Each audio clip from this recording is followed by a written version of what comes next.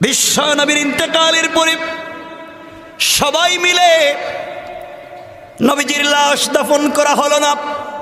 আগে ইসলামী রাষ্ট্রের খলিফা নিয়োগ করা লাগবে, এরপরে বিশ্ব নবীর জানাজা হবে, রাসূল পাকের রওজা শরীফে শোয়া দেওয়া হবে। কারণ নবীজির জানাজার কোনো ইমামতি হয় নাই, নবীজির জানাজার ইমামতি হয় নাই। কারণ তার ইমামতি কে করবেন? তিনি তো ইমামুল আইম্মা, তিনি তো সকলের ইমাম।